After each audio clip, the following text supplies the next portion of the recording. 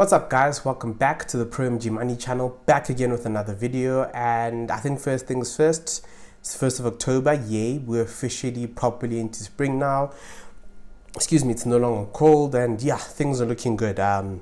Today was supposed to be a Lobola challenge episode, but normally I like to record them in the first week of that particular month. So I could have done one today, but I decided let me rather speak on something that I'm a little bit late to the party with, but hey, might as well get into it. So let's do that. Today we're going to be speaking about Balwin properties, more specifically the Blyde.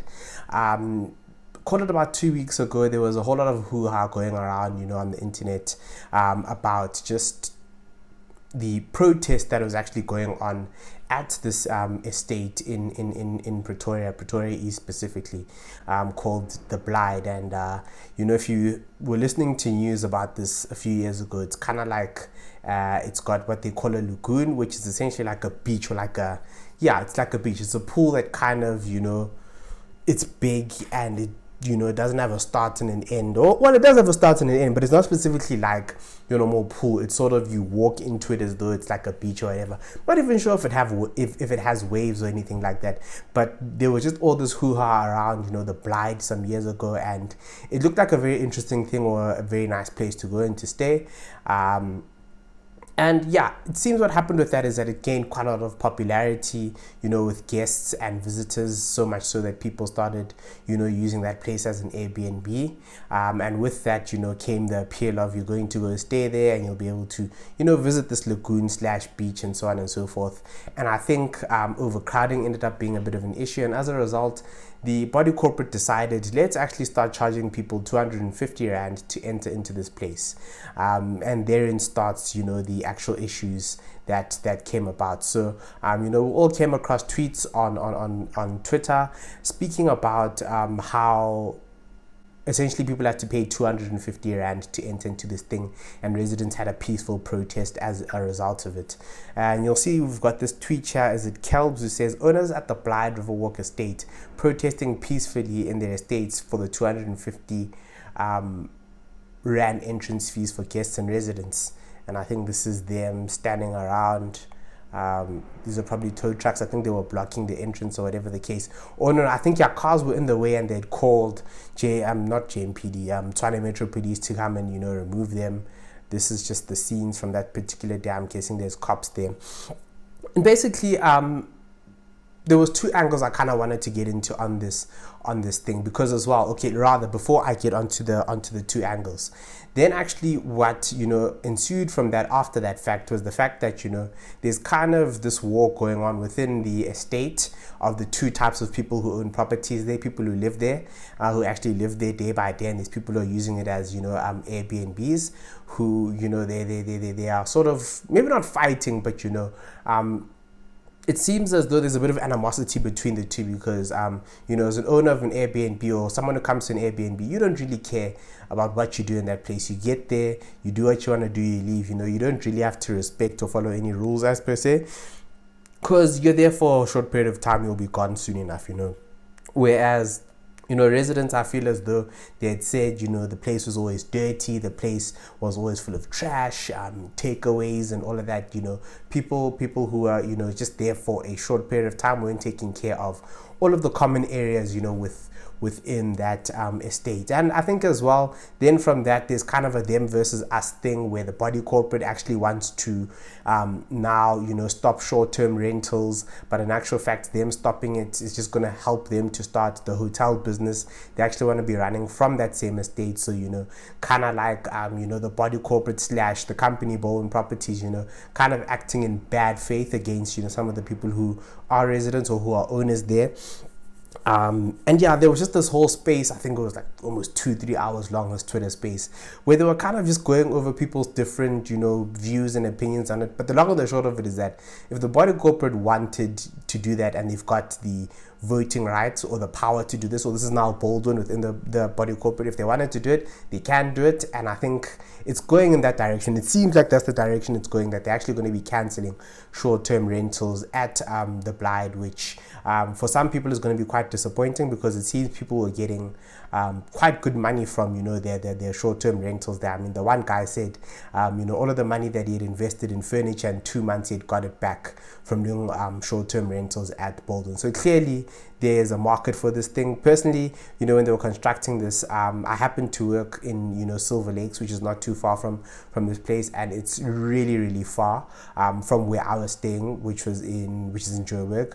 And yeah, the drive was really long, and you're basically in Mamelodi. This place is pretty much in Mamelodi. So I think as well, you know, Balwin, when they built it, weren't expecting what they got from it, and it seems to be that it's kind of like a home run. But yeah, personally I'd never buy here, because if you look at the sheer number or the volume that they have there, it's quite a lot. Actually, it's one of my biggest criticisms of Balwin. Balwin tend to just fill up a place. If they find like an empty piece of land, trust, they will put 165 units in there, and each of those 165 units have, like, you know, different sections and so on and so forth. It just really gets to be a lot. So personally, I would never buy a Balwin property to stay in. But anyway, what I wanted to actually get into is then ultimately, what does all of this mean as an investor? You sitting back as someone who wants to potentially invest in Balwin, you know, you've been looking at some of the developments that they have. Like, I know, I'm not too sure about these green collection things that they have going on here. There's the Blyde,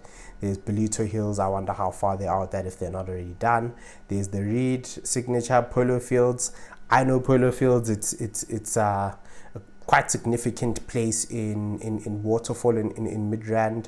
Okay, and then we look at some of the other developments. They've got all of these here. There's one called, I was actually speaking to a friend of mine about, I think it's this Munyaka, where they want to do something similar. There was a friend of mine who actually wanted to move there just before this whole thing happened, and I actually need to show him, you know, this story and see what he thinks about it, because to some people the appeal of some of these places is the amenities that come with it.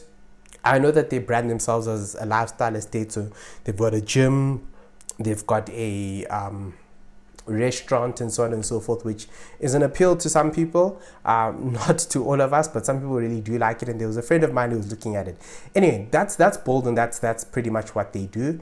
They're a developer. I think somewhere I read somewhere where it says that they're the biggest developer in South Africa, or the biggest private property or sectional title developer in South Africa. So as an investment case, so the question that we should be asking is, what does all of this mean for someone who is looking or is invested into Balwin?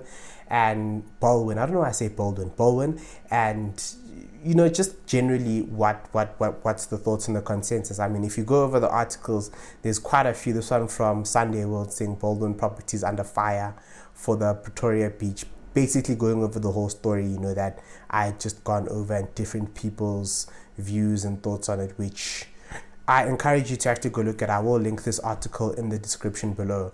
But for me, let's start over by looking at their share price. Currently, they're trading at 3 Rand 79 cents, so almost about 4 Rand.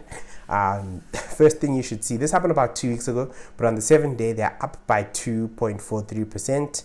30 days, they're up rather by 4.41%. But in the last 3 months, they're a bit down, which is by about 10%.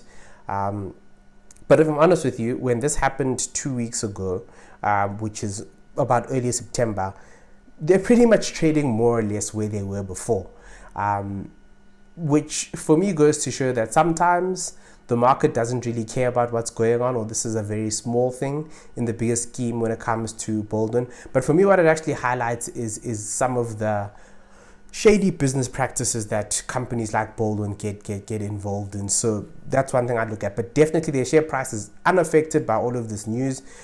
They've come down since July, but that is probably for some other reason. It has nothing to do with that. But in reality, this news has done nothing for their share price. It's exactly where it was before. But looking at it, you know, from a 1 year perspective, they actually are up quite a bit since then. I think the lowest was what? 3 Rand, so it's decent. In the last 3 years, I think they also are up, and over the last 5 years they are down. I think there was a time, look, 8 Rand a share in 2017. So things were going down for them, despite all of the aggressive buying that they're doing. I mean, every little piece of open land that you find, Balwin is there trying to build something, getting ready. So I would think to myself, some negative news like this surrounding the company would bring it down, but in this instance it did absolutely nothing. And maybe it's because what I'm speaking about isn't really a part of what factors into their business. Their job is to buy the land, build, sell, and you think about what happened. Even though there are some shady things that they're doing there, ultimately it doesn't affect people's bottom line. They are still going to be buying these properties. They're still going to be selling them once they've constructed them. So in actual fact, this might have actually helped them in the fact that it's brought them into the news. They've gotten maybe not more traction, but they've gotten more media attention for doing a bad thing. That's when they say, there's no such thing as bad publicity.